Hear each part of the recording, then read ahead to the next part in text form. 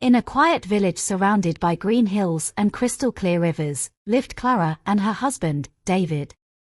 They were the ideal couple, admired by everyone for their love and commitment. Clara was a kind and caring wife, her smile as warm as the morning sun. David, a hard-working farmer, adored her and made sure she had everything she needed. Their life seemed perfect, the kind of love story people dream about. Every morning, Clara prepared breakfast for David before he left for the fields, and every evening, he returned with fresh flowers for her. They would often stroll hand in hand by the river, talking about their dreams.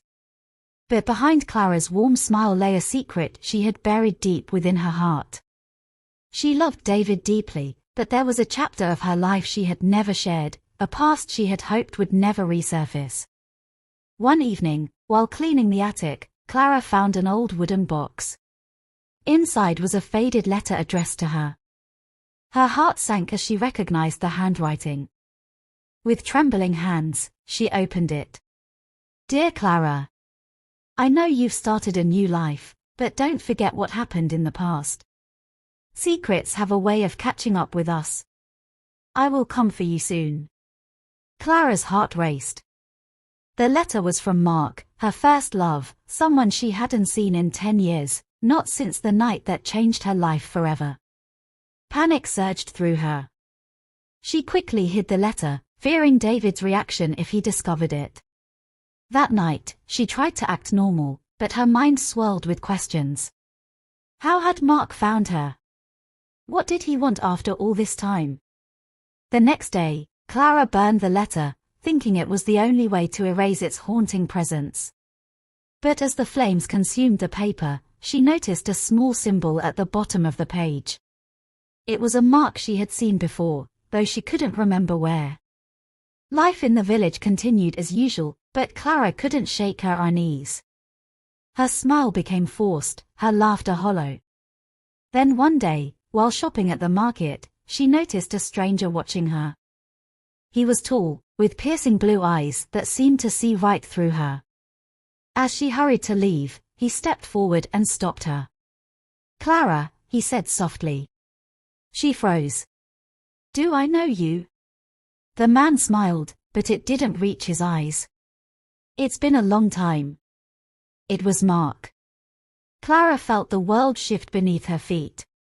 She hadn't seen Mark in a decade, yet here he was, standing before her. What are you doing here? She whispered. I came for you, Mark replied.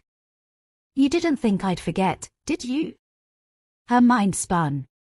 She tried to tell him she had moved on, that she was married and happy.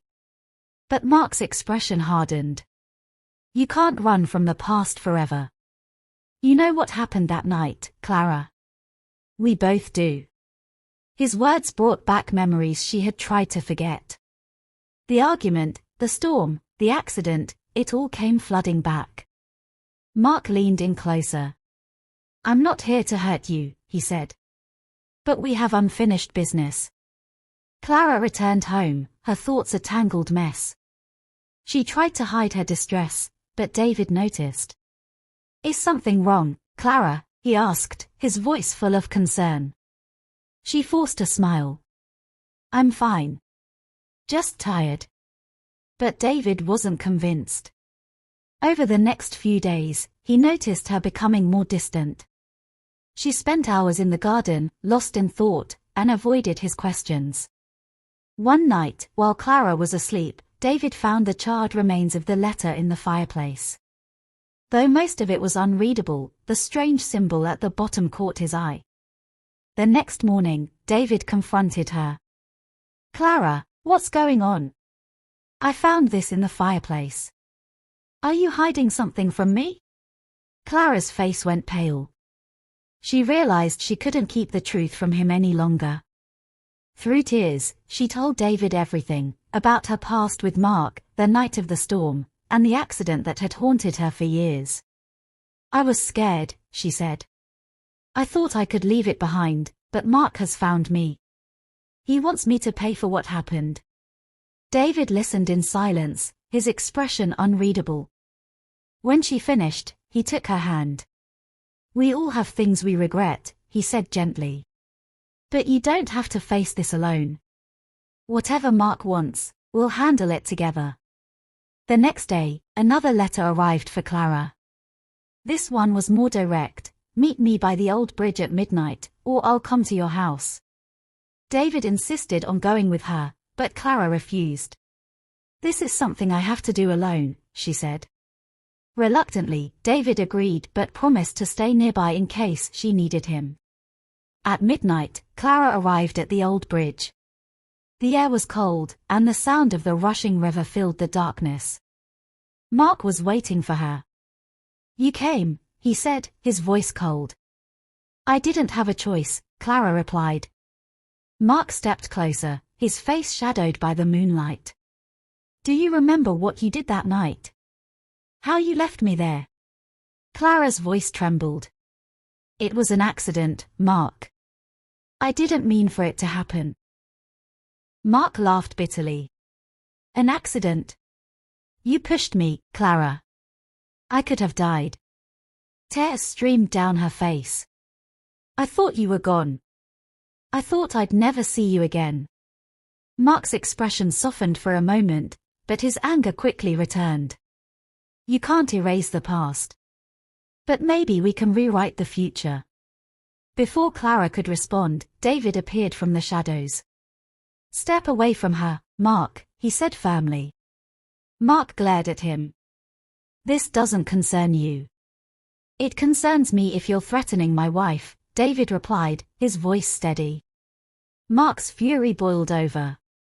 You don't know who she really is. She's not the perfect woman you think she is.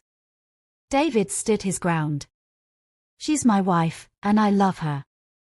Whatever happened in the past, we'll face it together. Mark hesitated, his gaze shifting between them. Finally, he turned to Clara. Is this what you want? To stay with him? Clara nodded. Yes, Mark. I'm sorry for everything, but I've moved on. Please, let me live my life. For a moment, Mark looked like he might argue, but then he sighed. Fine. I'll leave. But remember, Clara, secrets have a way of coming back. As Mark disappeared into the night, Clara felt a weight lift off her shoulders. She turned to David, who wrapped his arms around her. Thank you, she whispered. David smiled. You don't have to thank me. We're in this together. From that day forward, Clara and David promised to be honest with each other, no matter how difficult it might be. They knew their love was strong enough to survive anything, even the shadows of the past. And as they walked home under the stars, Clara realized that David wasn't just her husband. He was her protector, her partner, and her true love.